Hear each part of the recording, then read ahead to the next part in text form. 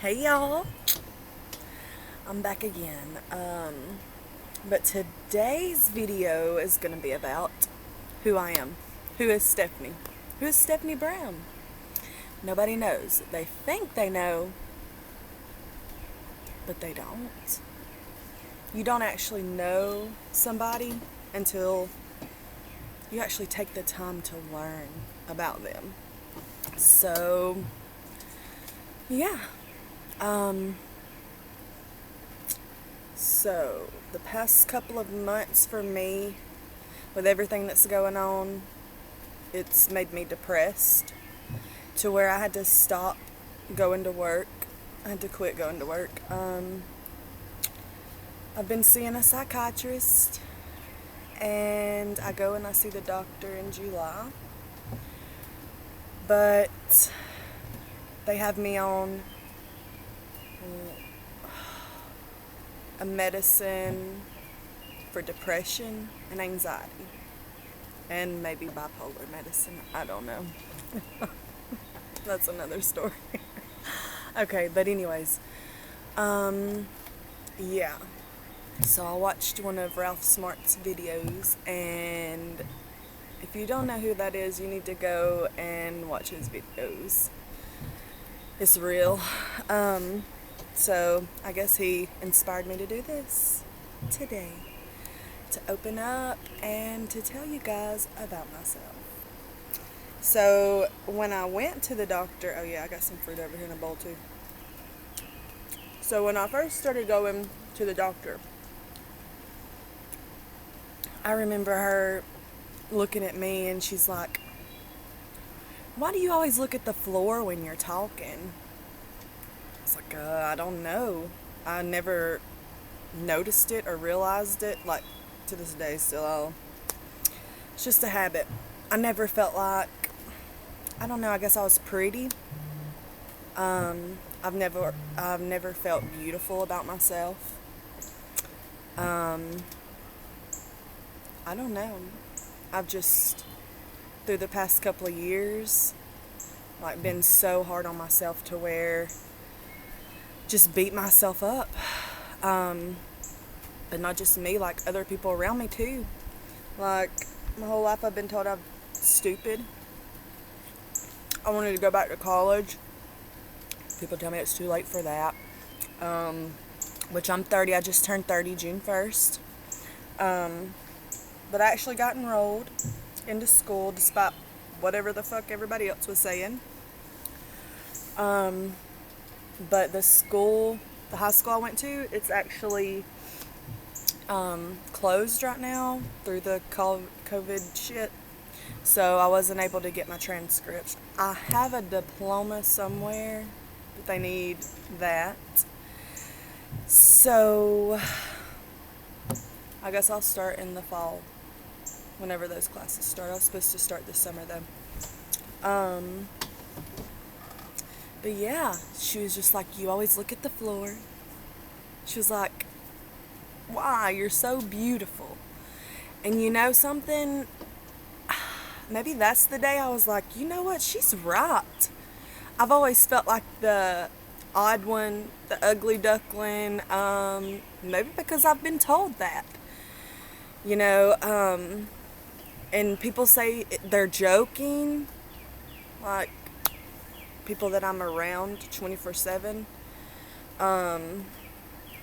But you know, that's just not something that you joke about, especially with a kid. If you tell a kid they're stupid, they're gonna believe it. If you tell them they're smart, they're gonna be smart. So that's why I make sure I tell my daughter that she's smart, she's beautiful. I try to just boost her up any way that I can. And she's bossy. Yes, she is. I'd rather her be a boss than someone that works for the boss.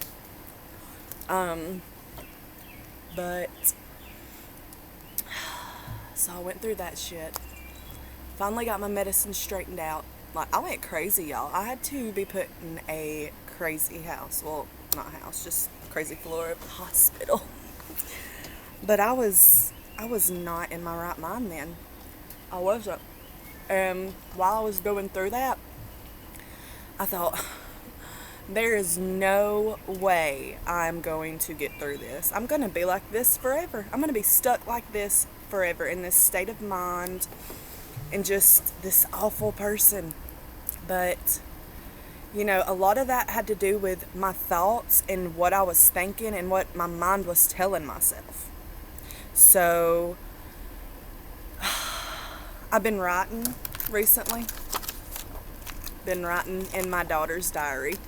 She got it last year in kindergarten and never used it, so I've just been filling up the pages, and that has helped with the depression and the anxiety.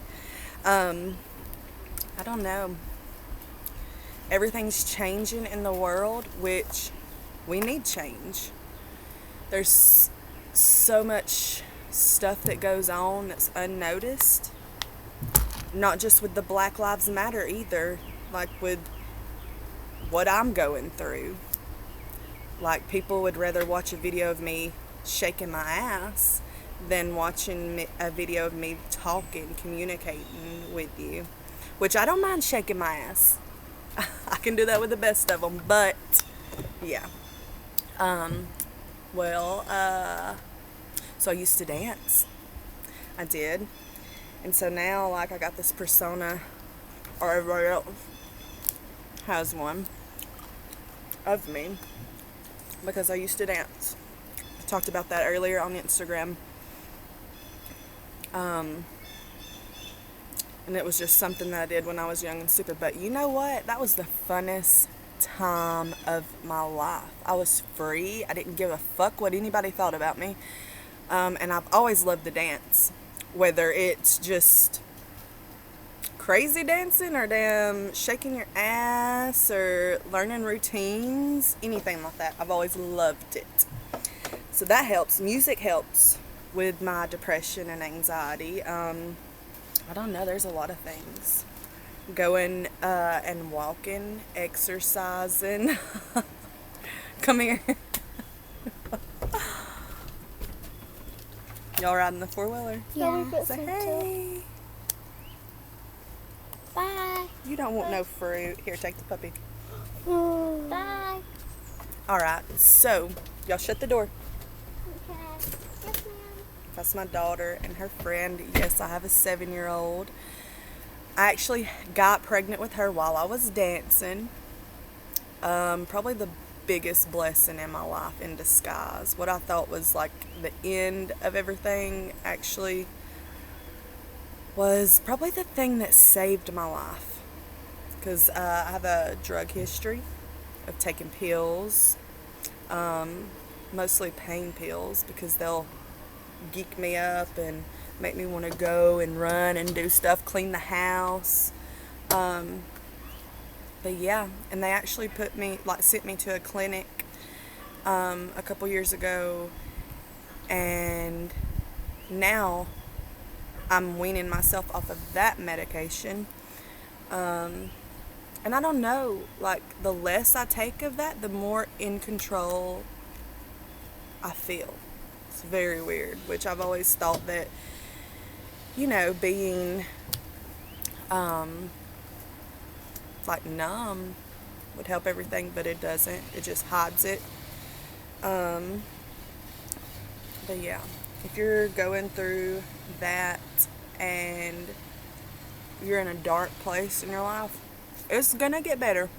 It's gonna take you scratching, clawing, fighting yourself out of that deep, dark hole. I was so negative in that time too. But see, like, I wouldn't want to go around anybody. If I felt like that, I'd just want to be in a room by myself and just, I don't know, just meditate, just listen to healing music. I would do that. That helped a lot. But yeah. But a lot of my problems that I have come from childhood trauma. And I've actually made a video about that. And yeah, I was actually mad at my biological father. I have a stepdad also. But My biological father was in and out of my life. Things happened when I was younger that ruined our relationship. I never really talked to that side of the family. It just, I don't know. But I didn't see the effect when I was a kid, if that makes any sense. And as I got older, holding all of that in led me to just explode to where I couldn't handle this shit no more. And I never thought that I needed help until it was so bad to where I couldn't eat, I couldn't sleep, I wouldn't take a shower, I would not do anything. I would lay in my bed and literally stare at the walls, the ceiling, whatever I was around, and just be inside of my head. It's not good when you have bad thoughts. So, I don't know. My dad was in and out of my life. Me and my stepdad's kind of butted heads my whole life. Haven't really got along.